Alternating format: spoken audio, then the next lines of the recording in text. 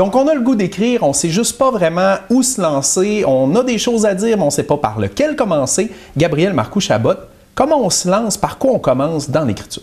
Jimmy, le conseil que je vous donnerais, et que je donnerais à tout le monde à la maison, c'est de commencer par un genre qui gagne en popularité ici au Saguenay-Lac-Saint-Jean comme ailleurs, et c'est la nouvelle littéraire.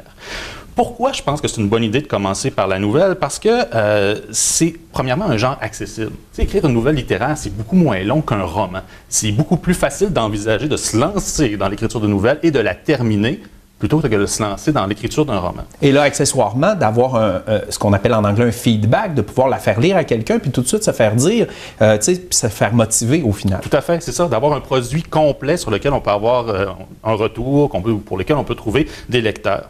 C'est aussi un genre qui présente énormément de similitudes avec le roman, justement, ou même le scénario de télévision ou une pièce de théâtre. C'est une histoire avec des personnages. En ce sens-là, la nouvelle est un super terrain d'exploration pour apprendre, pour se développer, pour explorer différentes choses qui peuvent nous servir après dans un texte ou un projet de plus grande envergure.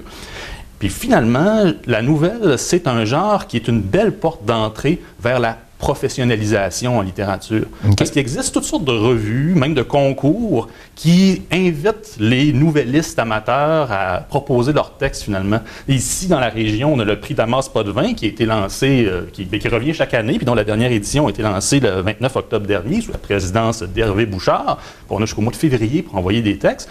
Pour toutes ces raisons-là, je trouve que c'est un bel endroit où commencer. C'est une belle façon de commencer à se lancer en écriture que d'écrire une nouvelle. Dans la dernière chronique, on a parlé de temps. J'imagine que justement, d'avoir un concours comme ça, avec une date limite, ça nous donne un petit coup de fouet, puis d'avoir le retour de notre participation, l'avis des gens, puis de pouvoir en parler avec des gens qui, eux aussi, veulent justement partager leur goût d'écrire, ça doit justement... comment je pourrais dire, lancer la machine puis nous aider à avancer. Ben oui, tout à fait. Ça nous donne de la pression, mais pas trop. On a le temps, mais on a un objectif précis, puis on sait qu'on peut l'atteindre puisque c'est pas, on ne se lance pas dans un roman de 800 pages.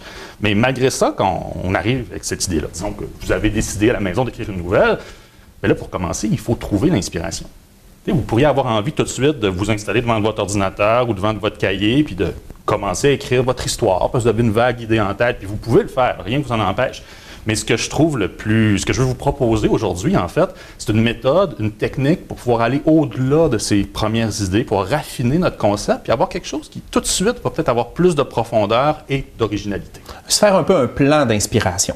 Un plan, mais on va être plus libre que dans un plan. Fait que si vous voulez y aller très, très techniquement, là, je dirais, si vous voulez vous lancer là-dedans, vous prenez une feuille de papier. Vous ne installez pas devant l'ordinateur. Vous prenez vraiment une feuille blanche de papier, un crayon. Et vous allez commencer par écrire le thème du concours. Parce qu'il n'y a pas toujours des thèmes quand on se lance dans l'écriture, mais pour le Damas Potvin, il y en a un. Cette année, le thème, c'est balcon. Fait qu'on va tout simplement prendre un crayon, écrire balcon sur notre feuille. Mais là, après, on va s'interroger, parce que balcon, on peut avoir une image rapidement qui nous vient à l'esprit, mais balcon, ça a plusieurs sens. Fait qu'on va aller voir dans le dictionnaire, voir si on a couvert un peu tous les sens, si on sait tout ce à quoi ça peut référer balcon. Parce que tout ça peut nourrir notre imagination. Puis référer aussi pour nous. Il n'y a pas que la définition du dictionnaire. Exemple, moi, balcon, ça me rappelle la fois où j'étais jeune, puis j'ai monté sur un balcon, puis j'ai failli tomber puis me blesser. Moi, balcon, c'est danger, c'est blessure, c'est jeunesse, c'est enfance. On est parti quelque part. Oui, oui, tout à fait. Puis on écrit toujours mieux à partir de ce qu'on connaît, de ce qui nous ressemble. Fait que quand tout de suite on plonge dans nos souvenirs, ça va bien. Mais juste avec balcon, on a cette idée-là, tu sais, d'une espèce de petite plateforme là, devant une porte, entourée d'une rambarde sur lequel on peut passer du bon temps. Mais un balcon, c'est aussi dans une salle de spectacle, la section de spectateurs qui est située en haut. Il ne faut pas l'oublier, ça. Puis là, ça, je le savais aussi. Mais en fouillant dans le dictionnaire, j'ai trouvé une autre définition que j'ignorais complètement. Parce qu'un balcon, c'est aussi la rambarde de sécurité qu'il peut avoir en avant puis en arrière d'un bateau de plaisance. OK. Oh! Là, tout ça, ça nous amène ailleurs. Fait qu'on les écrit, ces définitions-là, ces différentes visions du balcon-là sur notre feuille. Puis tout de suite, on fait ce que tu as déjà commencé à faire, de réfléchir, est-ce qu'on peut faire des liens entre ces idées-là? Quelles idées nous viennent tout de suite à l'esprit? Et là, même s'ils ont l'air niaiseuses, même s'ils ont l'air pas intéressantes, on les écrit quand même sur le papier. On y va comme ça, puis on remplit notre page, on peut changer de couleur si on veut, si on peut faire des flèches entre les différents sujets si on veut. Encore une fois, on ne se limite pas. Tout à fait, parce qu'on est dans l'étape de créativité. Fait que là, il faut qu'on laisse notre esprit aller dans toutes les directions possibles. Après, on va essayer de le contraindre pour trouver une idée originale. Et là, l'auteur va revenir en scène, parce que tu me disais tantôt, ça me rappelle un souvenir, ça me fait penser à quelque chose. Mais ça, on va en tenir compte aussi. Fait que sur la feuille, ce que je vous conseille d'ajouter maintenant, c'est moi ou votre nom, tout simplement. Et là, d'inscrire là-dessus toutes sortes d'éléments qui sont en rapport avec vous, votre âge, votre métier. Vous jouez différents rôles dans la vie. Il y a des gens qui vont être parents, il y a des gens qui sont grands-parents, qui ont des enfants, qui sont des amoureux, ou vous avez un métier particulier. Des patrons d'entreprise, des employés, on a plein de facettes. Tout à fait. Et on va toujours écrire, comme je vous l'ai dit tantôt, mieux à partir de ce qu'on connaît bien. Tout ça aussi, on va le mettre sur le papier, sous forme de liste ou en faisant des liens, encore une fois. Et là, à partir du moment où notre feuille est pleine, oui, on fait quoi? Bien là, on fait ce qui est le plus important, c'est qu'on prend une petite distance, puis on le regarde, notre feuille, où on écrit tout ça. Puis là, pourquoi on l'a mis par écrit, qu'on l'a mis sur papier comme ça? C'est pour se sortir de l'espèce de linéarité de notre cerveau. Tu sais, souvent, notre cerveau, il va aligner les idées les unes après les autres. Mais quand on les a présentées comme ça sur la page, on peut les voir toutes en même temps. Et là, on prend une petite distance, on les regarde, puis on essaie de voir si on est capable de faire des liens entre ces idées-là qu'on n'aurait pas fait naturellement. Peut-être qu'un rêve d'enfance avec une définition du dictionnaire puis une préoccupation que vous avez à l'esprit va donner lieu à un projet intéressant. Moi, je l'ai fait vite en préparant la chronique pour vous, à partir de ce qui mes intérêts et tout ça. Puis là, j'en suis arrivé avec 2 idées que je trouvais intéressantes.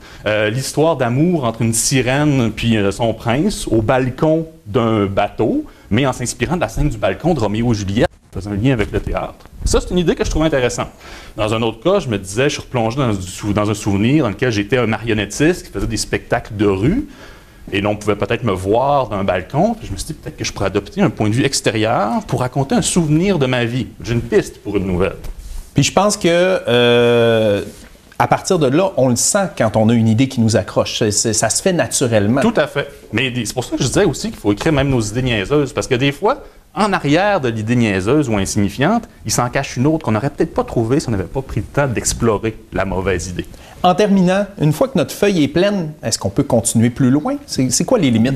Il n'y en a pas de limite, parce que moi, je vous donnais l'exemple avec une feuille de papier. Mais si vous avez besoin de plus d'espace, vous avez envie de déborder de la page finalement, il n'y a rien qui vous empêche de remplir un mur au complet de votre bureau, du studio par exemple, ou votre chambre à coucher, avec des mots, des idées, des bouts de papier, des photos, des images. Vous pourriez les relier ensemble par des petits fils rouges accrochés avec des punaises ou avec des petits clous, comme on a pu voir dans certains films d'enquête à la télévision ou dans certaines séries.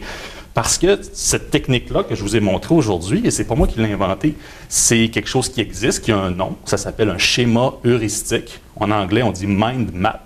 Puis bien, pour résoudre une enquête ou trouver l'inspiration, c'est la meilleure procédure. Oui, bon. Tout à fait. Un bel outil à ajouter à notre trousse pour se lancer dans l'écriture. Merci beaucoup, Gabriel Marcoux-Chabot. Merci beaucoup, Jimmy.